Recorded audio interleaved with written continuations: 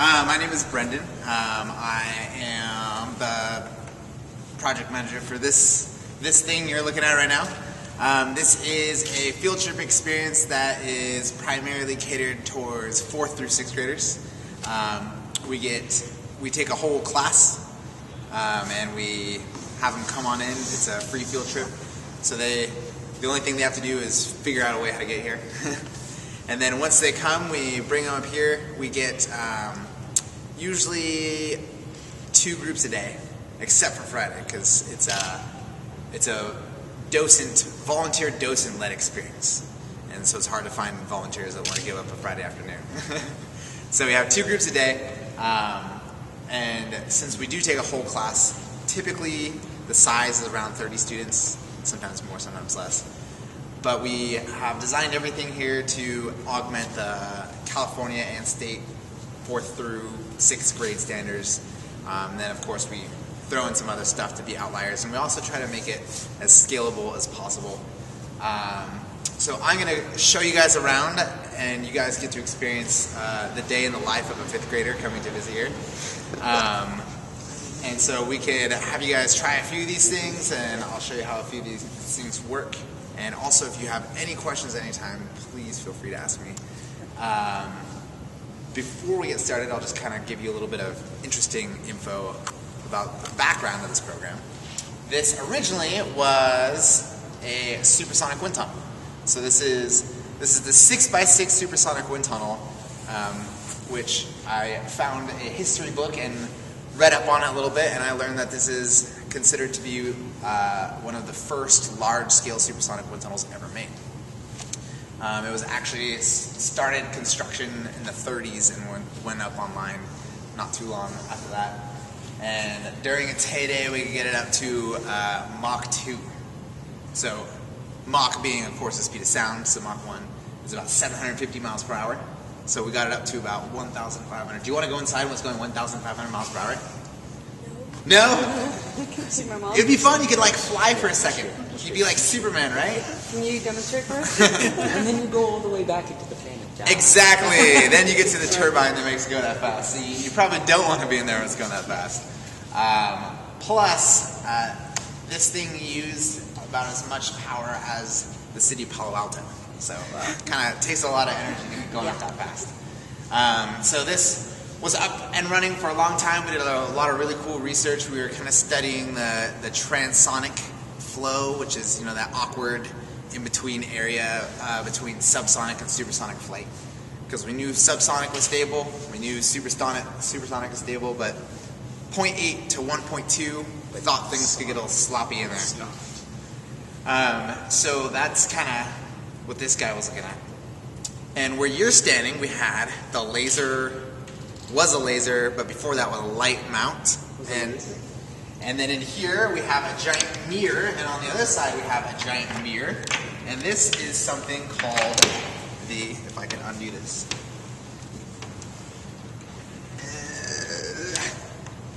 Maybe I stuck it together too much. There we go. This is something called the Schlerin shadowgraph system. So we would shine some light through here, through the mirrors, and it would go through these clear windows, which we'll see over there, and go all the way through the test area, bounce off another mirror, and keep bouncing back and forth. And when the light goes through the test area, the light gets distorted and starts to bend when it's passing through the supersonic area. So we can actually get images and see what it looks like, the flow properties as it's going through that test area. Pretty cool, right? So it's kind of awesome. So let me kind of show you the wind tunnel, and then we'll proceed with the real tour. I'm giving you more than I give the 5th graders, so you don't have to be 5th graders yet. I remember when I was here as a 5th grader. Oh, really? Nice. Fond memories? Yes. Good. I remember the space shuttle on the one side of the wind tunnel. Yeah, exactly. Yeah. So we're going to go through that later. Some of this has changed. So that actually brings up a very cool thing, is that when this did shut down eventually, because we had the white wind tunnels across the street, which is like a 3-in-1, so it kind of replaced this efficiency-wise. this was shut down, and we kind of took some time to think about what we wanted to do with this facility. We decided we would turn it into an education experience, and then in 1991 we had our grand opening. And this is actually another, since it is free, that also kind of means that it's a zero-funded program. So since it opened in 1981, it actually did not change until I came on board 2 years ago. And my first project here was to help with remodeling it. So we got a little bit of, expiring money. We were able to freshen things up a little bit. Because right when I came on board, it was the same thing that you guys saw when you came. So this is the test area, and this is where the light would bounce through, like I was telling you, and this is kind of the imagery we get from it. These guys. That's cool. So the whole wind tunnel,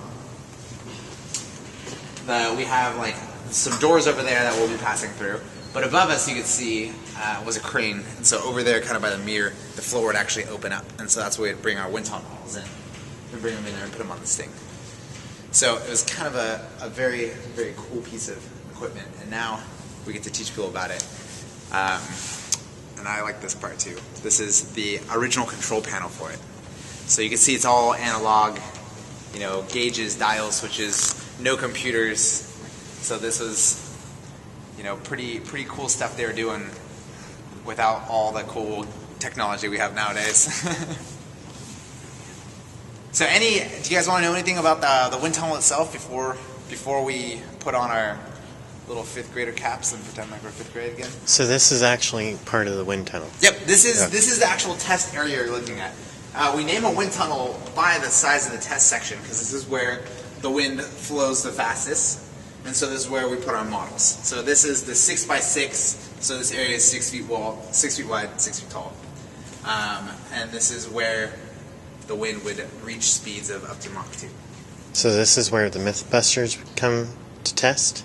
Not this one, since it was shut off. But they do come and test it in our other wind tunnels in our fluid mechanics lab down there. Okay. Which places did you guys wind up stopping by this morning? Were you part of the... This is This is your first tour. Okay, great. Perfect. So then I could give you some background info on some other cool stuff we have here.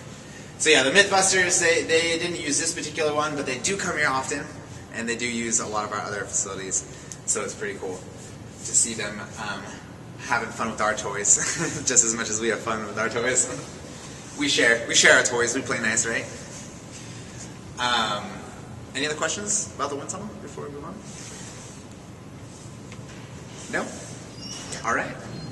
So, let's start the day of a 5th grader. So, the whole thing, the main thing that we try to accomplish here in the Ames Exploration Encounter is, if we could teach you 5th graders some facts and, teach you some principles and give you a little bit of a science foundation, that is awesome. If we could help meet some curriculum standards that the state or nation would like, then that is great. But our main goal here is to try to just get kids excited about science and technology and engineering and math. We kind of find that around 5th grade is where the decision is made whether or not they think school is lame or if maybe there's a reason why we're learning some of this stuff, because it could help us out. So that's kind of the main goal, is just to show them, you know what, it can be really cool and really fun. So a perfect example of how we try to teach these concepts and get them excited is our physics area, our space physics.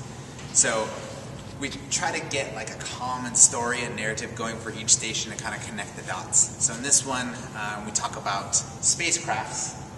Since we have a nice full-size model of one right here, a lot of us reference this. This is a full model of the Pioneer 10. And the Pioneer 10 went out to Jupiter, going 26,000 miles per hour, and made a left turn at Jupiter, and now it's on its way out of the solar system. And going 26,000 miles per hour still took about 22 months to get there. So I always ask the question, if it takes 22 months to get to Jupiter, do you think we aimed it when we launched it? Where Jupiter would be in 26 months. Where Jupiter would be, exactly, by the time we get all the way out there. Right? So it's just like throwing a ball to your friend. So this concept, that idea, that's our orbital mechanics. It's kind of how we teach that. And you can really just take such a complex theory and simple it down to say, you know, all you need to know is where that object is going to be by the time you get out there. That's pretty much all we do. So to demonstrate that, we have our orbital mechanics chair here. And we get 2 people of approximate weight. And we stick them in the chair and we get them going on a nice spin. And then we try to have them practice what they learned by passing the balls back and forth, learning trajectory. So I don't know if any 2 of you are similar in size and want to try it, but if so. Who had lunch? Yeah, true, this is coming out for lunch, so it's a little more tricky. So we demonstrate that, and then once they get that idea, you know, now they know where to aim to get out to their planet. So we're going to be going to Mars pretty soon here, so, you know, now we know we got out to Mars. We used our idea of orbital mechanics. Great. So now we are, oh, let me grab my toy over here.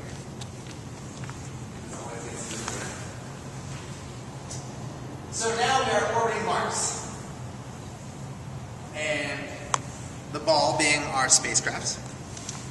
And my hand being Mars, of course. Now, if this is the size of the orbit and we're going like 17,000 miles per hour around Mars, if I were to make a closer orbit, decrease the size of the orbit, but keep the same speed, that would mean that I'd have to go around more times, right? Because it's a shorter distance. So as this gets a smaller orbit, it goes around faster and faster and faster. And that is the idea of our conservation of angular momentum over here, aka the ice skating simulator. So over here we show you, it's the same idea as an ice skater. If they're spinning and they have their arms and legs up, and then they bring them in and tuck them in nice and close and tight, well, they're making a smaller orbit with that, right? So they got to go around more times.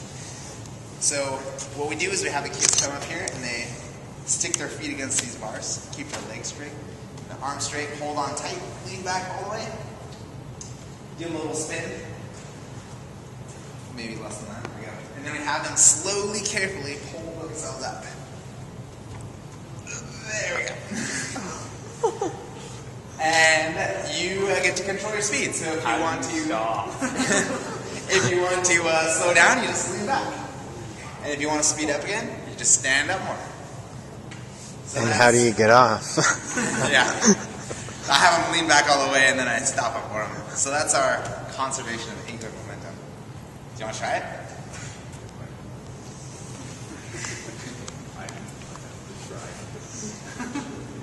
Yeah, so stick your feet against those bars. Good. And you got your arms straight, legs straight, and just stick your bottom out as far as you can. All the way, as far as you can. There you go. Give a little spin.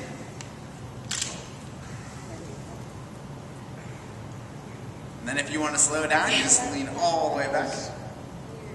Feels weird, right? How you doing? Good? It's like, feels, very off. Are you dizzy? Yeah, just consider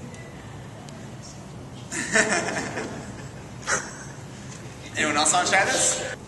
Now, momentum is based on mass, right? So the taller and stronger you are means the more energy you will store up. So us adults, I barely have to spin you, and then you could get quite a speed going. This is fun. How you doing? Fine. All right.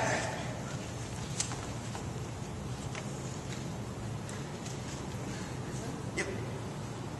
And, sorry. Lean back as far as you can go. Perfect. And remember, a little bit goes a long way.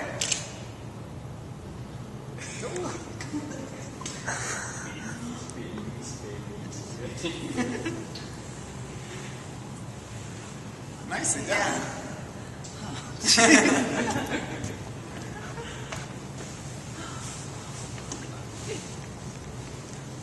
Good.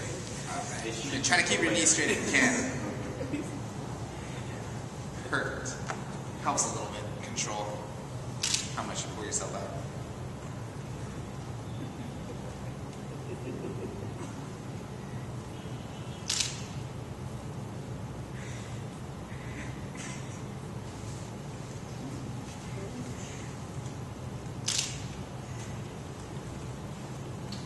How you doing? Okay. Welcome back. You feel all right? I know, it takes a second. Yeah. Yeah, if you get close enough and you look at people's eyes, it's really funny because they're just bouncing back and forth. So that's a conservation of angular momentum. And then another cool hands-on physics thing we like to show is talking about gyroscopes. Yeah. So, you know, to try to relate this to the 5th graders, talking about gyroscopes, I like to challenge them to do a little thought experiment. So they're riding their bicycle down the street. It's just a regular day, but they decide that they're gonna do a little experiment, and they're gonna keep their feet up on the pedals no matter what. So they're riding down the street. Life's going well. You come up to a stop sign. They have to stop. So they slowly come to a complete stop, but they leave their feet up on their pedals. What's gonna happen? They're going to continue to go. How about if you stop though? And you don't put your feet down? You're just gonna fall. Bike's gonna fall over, right? Because it doesn't matter how good your balance is, it's not what keeps you up on your bike. So then I asked them to come up with a hypothesis of what's gonna happen if I get this wheel spinning, and then I put it up on the cable and drop it. It's gonna stay. So I'm gonna get this going, put it on the cable, dramatic countdown, 5, 4, 3, 2, 1. And it's able to hold itself up. It's got so much momentum going forward, so much force, so much gyroscopic motion that it's able to overcome the force that's pulling it down. So this is a gyroscope. This is how a gyroscope works. So if I wanted to, I could take it off of this cable. And put some in the chair. Put some in a chair, yep. I could hold it with one hand if I want, or I could turn it on its side. And it's the same thing as the top, right? So, according to one of our friends, Sir Isaac Newton, there are a few of his famous laws of motion. One of them says, for every action, there's an equal and opposite reaction. So we saw that this has a lot of force, so then there must be an opposite force. You want to try this out? You're my test subject for the day. You work as victim. Yep. All right. So what I'm going to do is I'm going to get this wheel spinning, and then I'm going to hand it to you, and you are going to keep your arms nice and straight, and then I'm going to have you turn it. And when I say turn it, I just mean turn it on its side, like this. Oh wait, so you could, so you don't have to try to multitask. There you go. So, don't turn it like this though. Just nice and easy on its side like that. And you don't want to turn it past that, because if you do, and it hits your arm, yeah, it's only going to hurt a lot. So, I'm going to get this guy going. Here we go. You nervous? Good. Because I've only accidentally killed 2 people.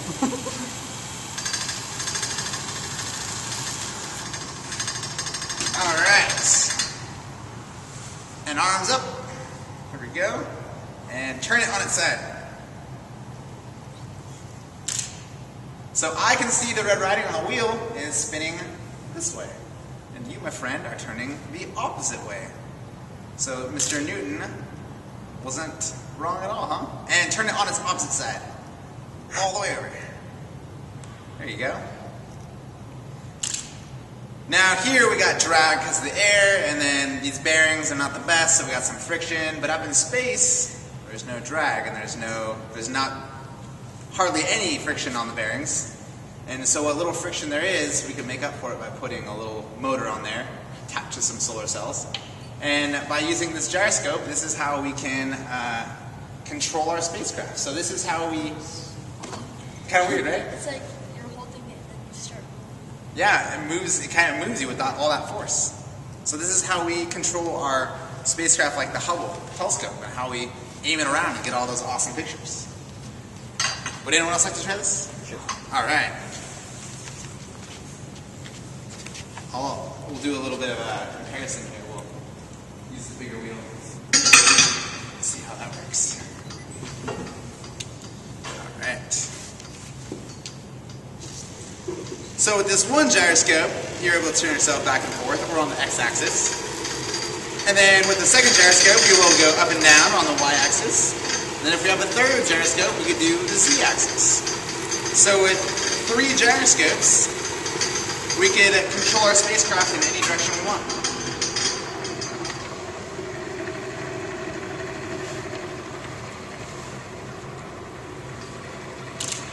This is cool.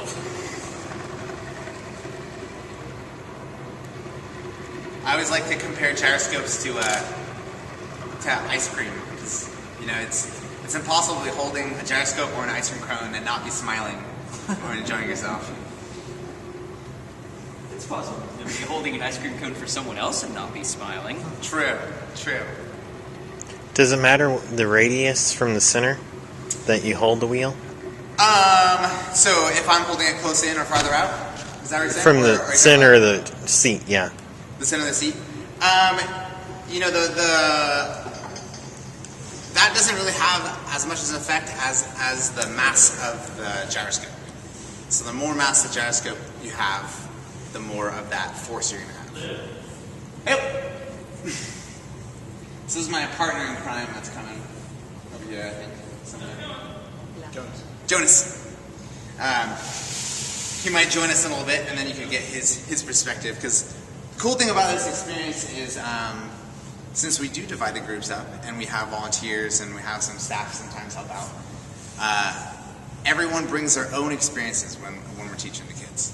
And so we do have, all these same things that we make sure we point out, but at the same time we also kind of play off the kids, and we also play off our own experiences, and we're able to kind of make a unique experience for each one. Some of our volunteers help us build the lunar lander. Some of them, are rocket scientists. Some of them help build SR-71. So we've got and some of them just like teaching kids. So we have this huge variety that makes it a really fun experience. So that's kind of our physics really fast. I mean, I'm taking a 3-hour field trip and kind of condensing everything into one. But we got other hands-on stuff that we usually show in the same station where we talk about our space vacuum. We got our vacuum machine back there. And of course we got our scale model of the Mercury capsule, which I think you will see when you go out to the front again. But we'll just kind of breeze by that, and I will show you our once was shuttle and now is space station. But we're going to be taking a shortcut through the wind tunnel. So you can see, this is the door. And you can see how thick it is and how thick the wall is. It gives you an idea of kind of how massive this thing is. So down there, if you look in that window, that's where we were earlier when we saw the test area.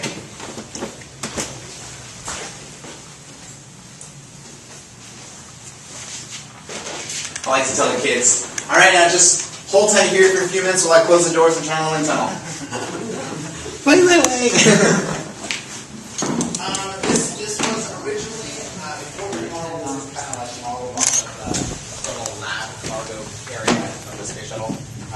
Since the remodel, we converted this into one of the modules in the space station. So that's a picture of the space station over there on that wall we kind of passed by. That's the International Space Station. It's hard to tell looking at it, but it's the size of a football field in space. And yeah, so all these modules of the space station put together, this is the size of one of the modules, and it's made up of a bunch of these modules all connected together. So there's actually enough room inside as 1.5 747s. So if we really wanted to, and we took all of our equipment out, we could shove a couple hundred people in the space station. It's big. It's big. And it's orbiting the Earth from 200 to 250 miles above us. That's its kind of range.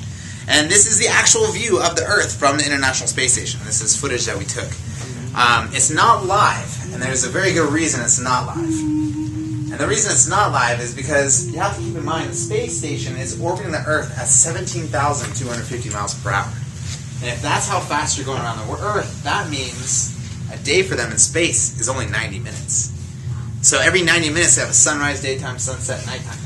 So every 40 minutes or so, you go look out the screen and you just see pitch black ocean, and that's no fun. So we took out the nighttime spots where there's nothing to really see, and we just got the daytime and we strung it together. That way you can see a view.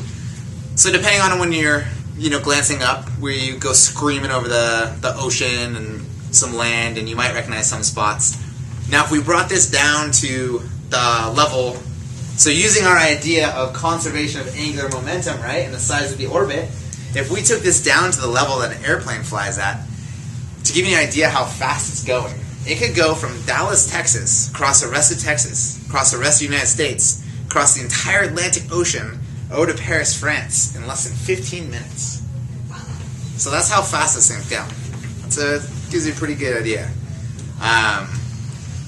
So in the space station, we have a couple of different labs, some of which are actual labs that we have done.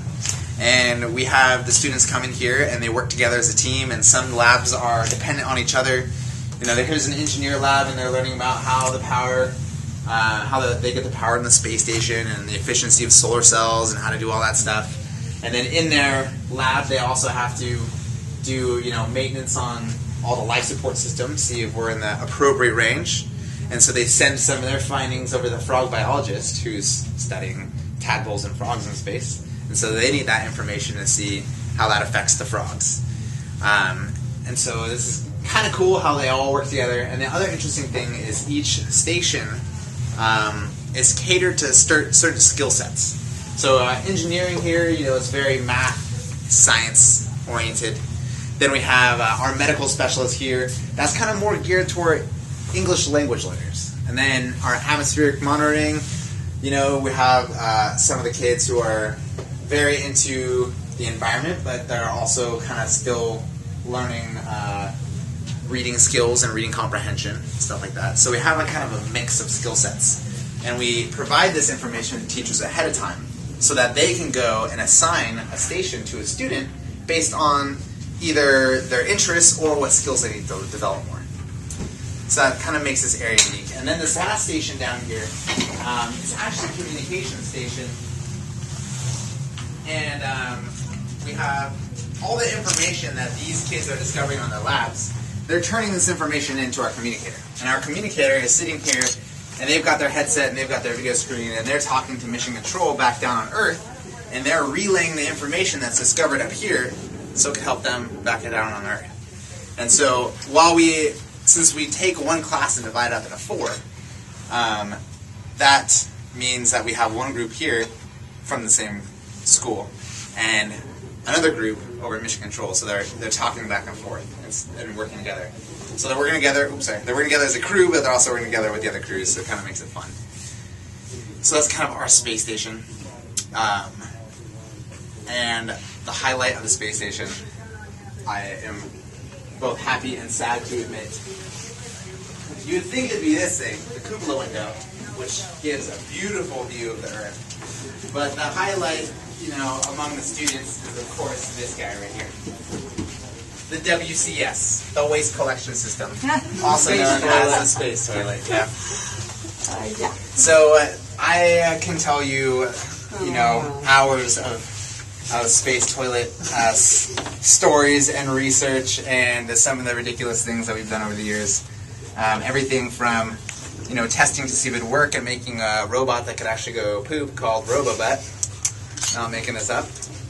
To, the practice facilities that we have that actually happens to be when it's not being used as a practice lab by the astronauts, it's a very popular tour spot. And the only thing that keeps it being a practice lab versus a tour spot is one little lock on the door that says in use and not in use. Mm-hmm. And so there's been a few times where an astronaut has been practicing their alignment on the space toilet, not wearing anything, going at it, practicing, and you all of a sudden have like 50 tourists in the room taking pictures, and everybody's embarrassed, and it's a pretty funny moment. Probably not for the astronaut. No. But one of the things that I like to say about the space toilet is, you know, it used to be, back in the day, the Apollo days and whatnot, we would collect the astronauts' liquid waste, and we'd just eject that into space. And they said, you know, they said it was actually one of the most beautiful things you'd ever see, because it looks like thousands of diamonds glistening in the sun. During the shuttle, we just stored it and brought it back. Now at the space station, we do something different. When we collect the liquid waste, we purify it, clean it, filter it, and then we drink it and bathe in it. Oh, yeah. Right? And that's actually more clean than the bottled, fresh bottled mountain spring water you get in the store. It's pure water. So I always tell the students, you know, when you're buying bottled water at the store, make sure you get the recycled astronaut water. It's the purest. It's the best. Yeah. And then the ancient dinosaur pee. Right. And then the solid waste, that's a different story. The solid waste, we collect that. We have a little door in there on the other side that opens up to space, so we flash freeze it. That way it's not going to stink up the place. And then we get something called the Progress Module. So it sends a bunch of supplies up to space. So it docks with the space station, and we take all the supplies out.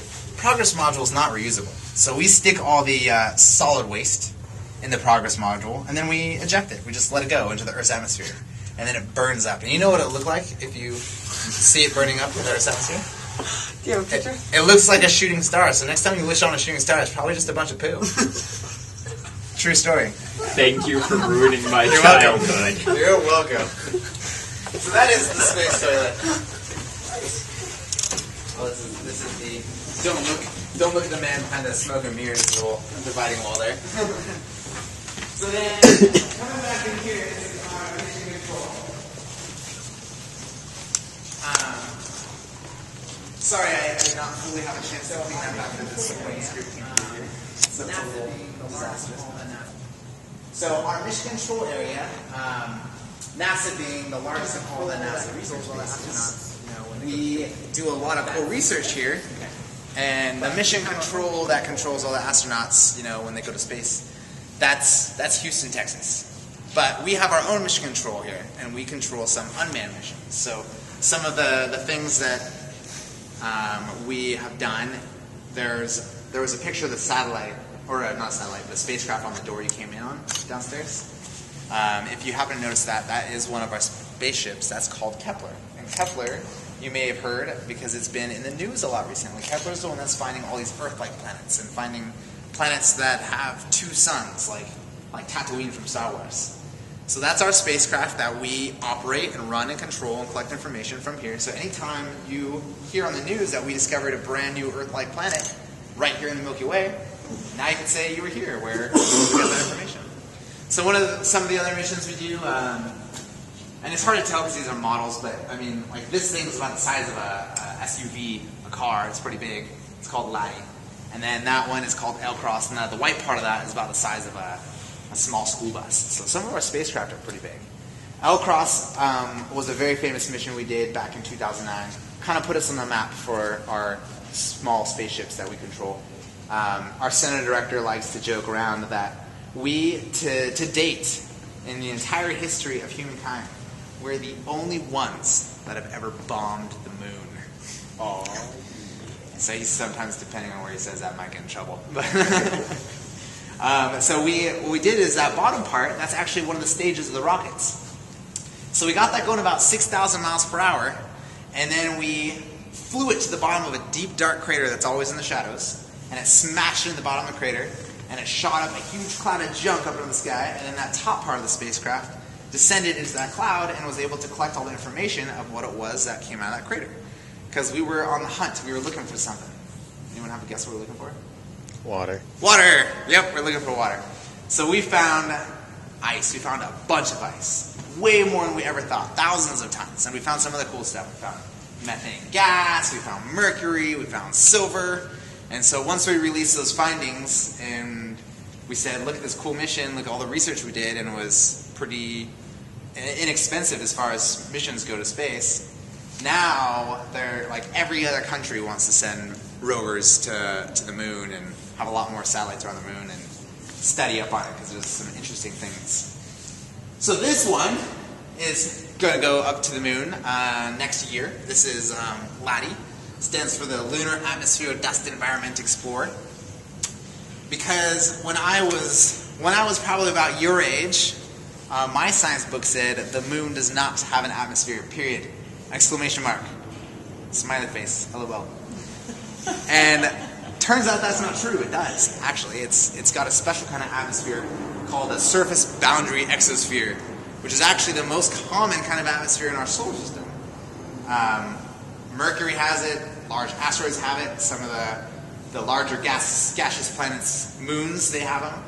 So we need to study up on this atmosphere and see exactly what it's made out of, what it can do, all that stuff, because there's been some weird things that have happened over the last couple of years that we just can't explain, and we need some answers. For example, when we had the Apollo missions and went up to the moon, we left some seismographs up on the moon, detect impacts or meteorites. And one of the things we found is that there would be these weird peaks where just off the chart at the same time you'd have thousands of impacts on the moon. And then nothing, just random one or two here and there. And then again, just at the same time, thousands of impacts. And so what we think is happening, because we realize that those peaks of impacts happen to be the same time that the moon comes out from an eclipse. So what we think is happening is that right when the moon comes out and the sunlight first hits it, that it actually charges the atmosphere. And it's such a strong charge, and the gravity on the moon is so weak that we think it's actually able to levitate pebbles and rocks up off the surface of the moon. And then as that charge spreads across the moon and equalizes, then everything falls back down at the same time. So really kind of weird stuff that's happening. So this thing is going to go and enter the lunar atmosphere and loop around over and over and over again, getting slowly closer and closer and closer, so that way we could see what every single part of the lunar atmosphere is made out of. So projects like this and Kepler and Sophia, these are a lot of cool science missions that are coming out of here. So what we try to do is we take these missions and we work with the scientists from these groups, and we are able to present the idea of what we're doing, and then we're also able to kind of teach like how this works at a grade school level. So using these ideas, we're able to sit down and step by step teach kids how these two missions work and how they use spectroscopy, essentially. So we're able to teach them a complex concept like spectroscopy, step by step, putting it in a common language and just kind of going through. So it's pretty exciting and cool to see fifth graders running around talking about spectroscopy and Bernoulli's principle, and their high school siblings are like, "Oh my gosh, my little brother is smarter than me, no way." Yes. So it's kind of a fun thing we do. A little model of the lunar lander up there. There actually is still in existence. The original lunar lander is still intact. It's the first one ever, Snoopy, that we went up. That was his nickname. We brought it up there, and that was the one we used to practice, and we brought that one all the way out to the moon and back when we went on one of our practice runs. And when we got back, we couldn't bring it back into the Earth's atmosphere. So we decided we'd just launch it off in orbit around the sun. So now the original lunar lander, Snoopy, is out there just orbiting the sun. And it's kind of cool because a bunch of scientists and a couple schools have actually teamed up with some observatories to try to see if they could find and track the original one that was out there still orbiting the sun. Snoopy, so we can find Snoopy, bring it back maybe one day. So this station, aeronautics, I kind of gave you a glimpse with the wind tunnel. We teach the students how wind tunnels work. We teach the students about the four forces of flight. We teach them about the different control axes of a plane. We teach them all about aeronautics and aerodynamics, since the first A in NASA is aeronautics. And as the largest NASA research base, some of the most amount of money we get to work on projects is in aviation, aeronautics. So we do everything from designing, very efficient, environmentally friendly planes to right now we're doing a lot of testing for the full-scale vertical takeoff and lift planes like that, except for like, you know, a 747 version where we don't need a runway, we can just take straight off. 747. So we have our VMS, the vertical motion simulator. It's the world's largest motion simulator, like a couple buildings down across space. So one of the things that they're running nonstop in there right now is a lot of the full-size thing where they are testing to see how well they can control that. Well, there's test pilots in there, a lot of scientists, and all that fun stuff. And another thing we do has to do with aeronautics, but we do a lot of stuff with the FAA. So it used to be whenever you'd fly and land, you'd be stuck in rotation for a long time, because what they would do is they do these staged descents. So you start at one elevation, you go down to the next one, get into a pattern, go to the next one, get into a pattern.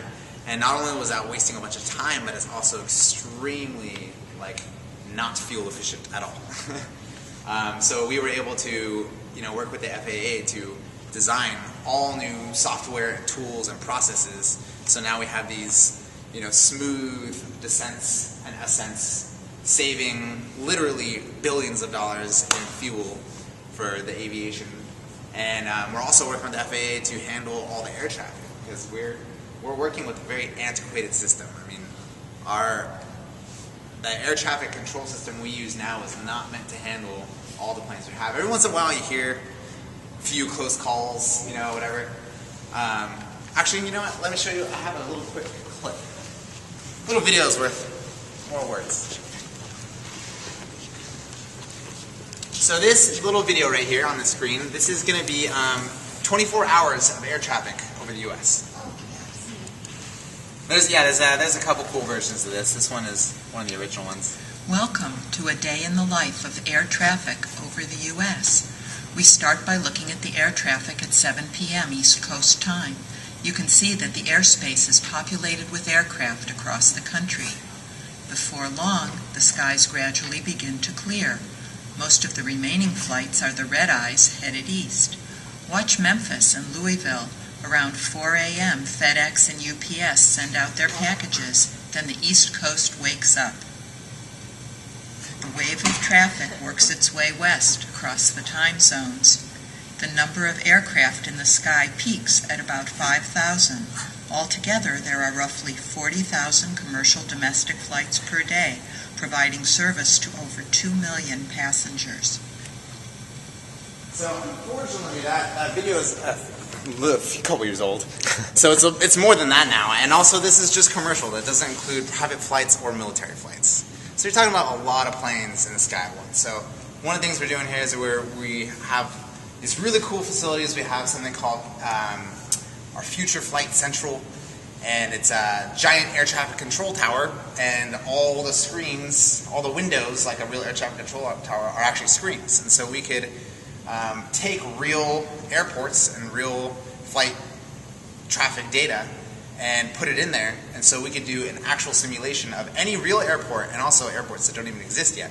So now when they look at building new airports, we'll work with them heavily to test and see exactly what it's going to look like with the flight traffic. And so we have that, and then connected to that are all of our flight simulators that are also like full scale. And so we could bring in real pilots, we could bring in real air traffic controllers, have them run all these scenarios of existing airports that have issues or new airports that they want to build, and kind of tackle all these problems. While all the meanwhile, we're also building or completing a whole new air traffic control system that's going to be up and running within a couple years here to handle all these planes.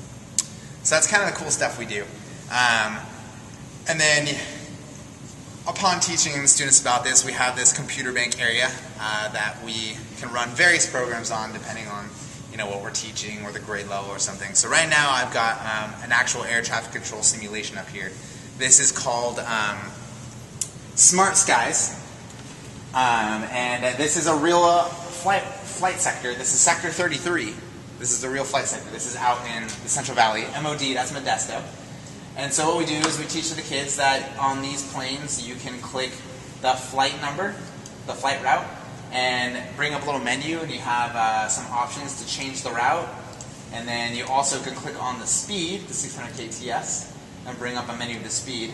And so we teach them those basic controls, and then show them the target time, and tell them that their goal is to get these planes to get as close together as possible, but without touching, and make it in the target time. Because that circle that we're talking about touching isn't the planes, but that's the minimal margin of separation, which happens to be 2 nautical miles. So as long as those circles don't overlap, you're good to go. So we show them how to do that. Tell them that if you could do this with 3, 4, 5 planes, you're doing the job of a real air traffic controller. And then we also try to make all of our resources available to the students outside of the field trip. So this is a free program that's available on the internet to try anytime you want. We also just released an iOS, an iPad, and iPhone version of this. It's a free game app. It's called Sector 33. So if you guys want, you could grab a computer. There's select problems, so you could try 3, 4, 5 planes if you want, and you could see how it looks. We kind of took out a lot of the problems just because it's the field trip, but the online version and the phone version, they have all the problems available. So if you want, go ahead and you're going through that turbulent air. In fact, that's what happened after 9/11. There was an airplane that crashed, and everyone thought it was terrorism. But what ended up happening was actually the airplane came in too close to another airplane, and so they experienced turbulence. And what we ended up finding out was that on the Airbus, I think it was the Airbus, when you press the rudder pedals, it takes a certain amount of pressure for the rudder to start moving, but it only takes a little bit more pressure to fully move the rudder to full position. So what ended up happening was, to try and stabilize the airplane, the pilot was doing this with the rudder, and eventually that rudder fell off. And that was actually one of the things that we tested here in our vertical motion simulator. They actually got the black box data and put it into our simulator, and we had it tested, so it was so we could see what the pilots were experiencing before the accident. So, any questions? Anybody have any questions? So, besides, does analysis of the Columbia accident, right? Mm-hmm. Did it also analyze that crash, the rudder crash? The supercomputer, I'm not sure if it actually did that one. Ours probably didn't, because ours is doing more, because our supercomputer here is actually one of the most powerful non-military supercomputers in the world. So ours is used more for doing models, prediction models. Like, so anytime we're testing the new rockets, we'll set it up for doing all that analysis. We're the only ones in the world who are computing an accurate like hurricane prediction model, because most models only take the atmosphere model, and they calculate the ocean model as like zero sum. But really, it's 2 complex models. You have the ocean model and the atmosphere model that are working dynamically together. And so our computer is working on stuff like that, where just like no other computer can really tackle 2 extremely large, complicated models and combine them. Yeah, and I don't think we did the supercomputer didn't do that modeling, because I don't think the NTSB requested to use a supercomputer. Mm-hmm. They just wanted to put the data into the vertical motion simulator and see what the pilots were feeling, doing their investigation to see what kind of things they can do in the future to prevent that kind of catastrophe from happening again. Because we've actually had a few times where we've had the NTSB come in, put in black box data into that simulator. And do you know anything about the vertical motion simulator? Yeah, I was there this morning. Okay, you were there. Okay, good. Yeah, it's the world's most sophisticated 6-degree freedom. Amazing. So it is. Actually, escorted a couple of TV shows when they were filming in there, and so I've actually gone to see that thing in full motion. Did you get to fly it once? I did fly it. I flew the shuttle. I did the 3 shuttle landings, and they said that I flew it so well that if the pilot and the commander got sick from bad fish, I could step in and land the shuttle. And then once he left, they turned to each other and they went, "Thank goodness he's not an astronaut."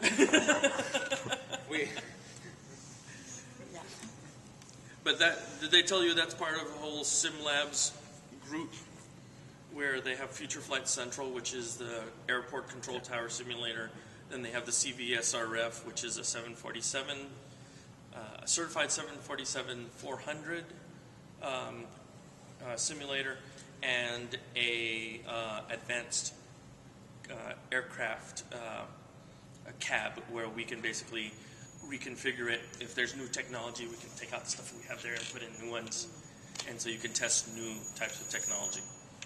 In fact, I think they tested in there why the Japanese pilots were having problems with the new touch screens. Because Japanese pilots wear white gloves. And the screens weren't sensitive enough to have the glove, the fingers, the electrical impulses from the fingers reach the screen. So I guess they had to adjust that a little bit for the Japanese pilots. They had to take off their gloves, or they had to, yeah. So it's and the thing that's really nice about that is that you can actually have someone fly an aircraft in the vertical motion simulator, somebody in the advanced cab and the 747 simulator, and then they can all see all those airplanes in Future Flight Central. And so they can coordinate this whole big scenario, which is really nice. So, any other questions? I have lots of stories. Sounds like it. Okay, so you guys saw this, right? What we always try to tell people is that, you want... Did he show you this video right over here? Yeah. Okay, so there's 40,000 flights a day, about 5,000 airplanes in the sky at any one time. And when we have our kids, when they have the kids come through here, we tell them by the time they buy their own vacation tickets or business travel tickets, there'll be at least double the number of airplanes. Okay, and so what you want to do is have it efficient but safe.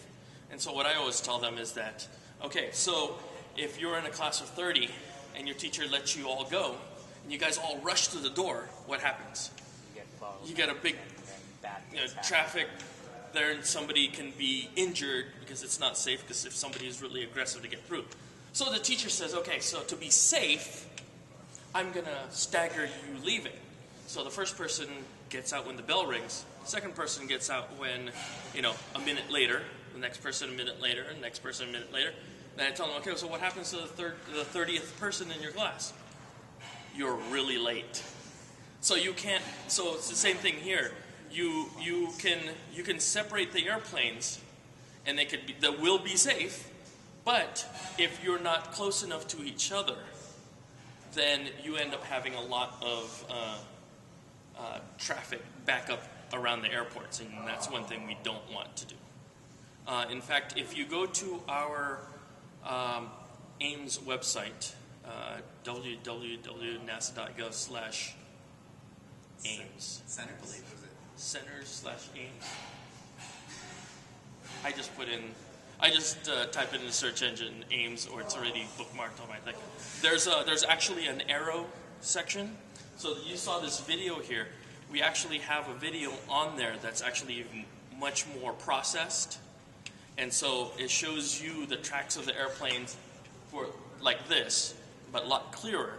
But then it also shows you the software looking at it in a horizontal view. So you see the airplanes coming up and how the altitudes they're at. They even have the 9/11 track on there. So when it shows you all the airplanes start to leave the sky. And I've actually seen that, and it's kind of eerie because you have the airplanes, you have all the regular airplanes, and all of a sudden they just start disappearing. They're all landed. So, but that's a nice, and then that also demonstrates what happens when there's a thunderstorm. So you see the airplanes, their tracks, they're going into their airports, but you see a storm coming in over the airport, you start seeing these little circle patterns outside of the airport area. And so it's actually kind of cool that that we can actually track that closely. If you've seen pictures like meteorites or something like that entering the atmosphere, it's that ball of fire out in front of it. So it's pretty cool. We got some pretty cool big kid toys here. Toys for adults. Yeah. And then that's our 80 by 120, world's largest wind tunnel, which is combined with the 40 by 80, which is the second world's largest wind tunnel. And then underneath it, we have our 20G centrifuge. Why would you ever need a 20G centrifuge? We don't do human testing up to 20 Gs, because that would just be lethal. But one of the cool things is right now we're working on finishing up the new crew capsule, the Orion capsule, and we're building the brand new rocket that's going to take us out to deep space and take us out to land on Mars and asteroids. And the shuttle was, kind of like a Cadillac. It was a smooth ride, meant to bring some civilians and some teachers. It blasted off at 2.5 G forces. Not that much. Your typical person can handle 5 Gs without being trained before you start to pass out. So our new rocket blasts off at about 5 or 6 Gs, and if we have to abort, then it goes up to 8 or 9 Gs. Oh joy. And so while they're riding, it's also shaking you in a half G. And so we have to test that to make sure it's going to be okay. So we need to run that on our centrifuge, and while we're running that simulation, we also need to have the test subjects, look at a touch screen and hit some buttons and react to it when they need to. Luckily, I've signed my life away, and I get to be one of those people who get to feel what that new rocket feels like before we even get to ride it. So Lucky you. yeah, so I'll be more sick than that spinning thing up there pretty soon. The spinning thing's fun. It is fun. I actually use that to practice my centrifuge on. So do you have any other questions about any of the other cool toys here, or any of the cool stuff we do? So we didn't get to try it on all today, right? If in the kids thing, we get to try it. Yeah. It's a 3-hour field trip, so it's hard to talk about everything in 45 minutes. Yeah. Was it the shuttle back there? It was, but It was so okay. So our center director, the person in charge of the base, he says, this particular base being the largest of all the research bases, this is where we turn science fiction into reality. So our supercomputer facility, we just hosted the first ever large quantum computing conference. We're hoping to have the elusive mythical first quantum computer here. We're doing some pretty interesting research regarding synthetic biology, astrobiology. We have he jokes that any one of these programs, he wonders which one is going to bring about the end of the world first, jokingly. But I mean, we do really cool stuff that benefits all of humanity. Halfway across space, we have a project called Omega, and they're the ones that have these. They develop these little plastic. Well, not quite plastic, but these little pouches that have this special kind of algae in it that we can actually throw into algae spills, throw into oil spills, and it actually eats the oil and converts it into a completely non-toxic organic substance that just is part of the natural ocean. But is there algae to reconvert it from the non-toxic organic compound into oil? No. Nope, it's a one-way. We're still working. Yeah. It's the proverbial, kitty litter in the driveway to the oil under. So it'll clean it up, but it's not gonna, save that lost oil. Poor oil. I know. Poor oil. So we do some pretty fun stuff here. It's definitely a blast to be able to work here. Any plans on opening it to adults? Opening the base. Once upon a time, we had a tour program, and as my coworker and I are both slowly moving up in the education ranks, we have every intention of reinstating a tour program. Absolutely. That sounds awesome. I mean, unfortunately there are restrictions. I mean, we have military doing research here. We have Department of Defense, so it's restricted to strictly U.S. citizens or green card holders only. But we fully plan on starting that up again in the next couple of years. Is there space in the research part section? Is there space? What do you mean? So, the other side of Yeah. this is open to the public. The other side is open to the public. Yep. Would there all you be have to space? do is show your driver's license. They'll ask you why you're here. So you can just say, you're going to go see the museum. There's a Moffett Museum over there where we have the History Museum, the airfield, and we do have research going on over there as well. We're working on some cool projects. Not as much, some of it's space related. Some of it's space related. We have a cool system called the Vespers system. One of the biggest things we have to worry about in these deep space missions is keeping our bodies healthy. Bone loss, muscle loss, problems with your circulatory system. These are all some of the things that come along with being in a weightless environment. So over on that side of the base, we've developed a system called the Vesper system, and it's basically a pressurized, super cool suit you wear that jump starts your metabolic system. And so when you do about 10 minutes of working out in this super cool pressure suit, it tricks your body into burning as much as an hour workout in regular cardio. Oh, nice. So where do we get this? And a lot of these things, some of these are NASA strictly, and some of them are NASA sponsored, and they're private companies that are doing this research. For things like that, you could actually go and look it up online, and you can do pay some small amount, like $10, to try it out and to be one of the beta testers. Yeah. Yeah. So. Yeah, exactly. Yeah. They know they have a working system now, so. But it's pretty cool. So there's some really cool stuff. They're working on another thing they're working on is one of those high-speed pod light rail systems that are all automated, and so it's kind of like a high-speed light rail, but it's got these little on-off ramps, and they're individual or small 2 to 4 person capsules. And so it's a fully automatic system. So it's a constant flow of top speed. And so when you get into a pod, you just accelerate to top speed on the on-ramp. It automatically inserts you into a steady flow. And you just get off, you program it to tell you, what exit you want. So we have a scale model working, and they're hoping to get some funding to build a full-size thing. So there's some pretty cool stuff coming up on the horizon here. Both space and Earth related. Pretty fun. And in typical government fashion, I think we're behind schedule and $1 short, right? At least 10. We just must convert minutes into years or so. There you go. So if there was a private investor who, for whatever $1 billion you needed, if you got that, what would change?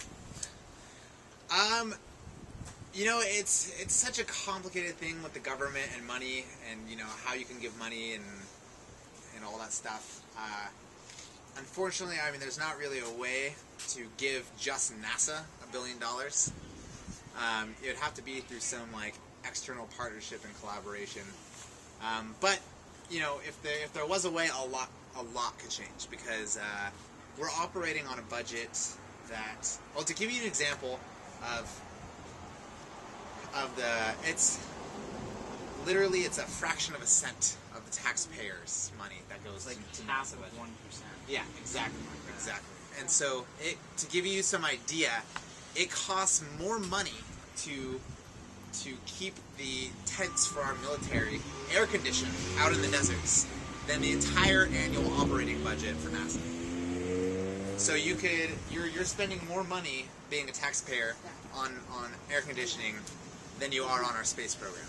And we're able to do a lot with that little bit of money. So if we had more of it, we could do a lot more.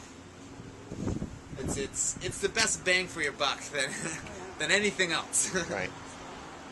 Unfortunately, one of the other restrictions of the government is you can't really advertise too well. So the media just shows whatever they would like to show. So even though we're doing some really awesome stuff, sadly, the only time you really hear about NASA in the news is when Something goes wrong. something breaks, and that's extremely rare, but it does happen. It's just part of the industry for any country. When you're pushing the bounds of everything that humanity can do, there's bound to be a couple hiccups on the way. Well, thank you guys so much. It's been an absolute pleasure. I think your chariot has arrived.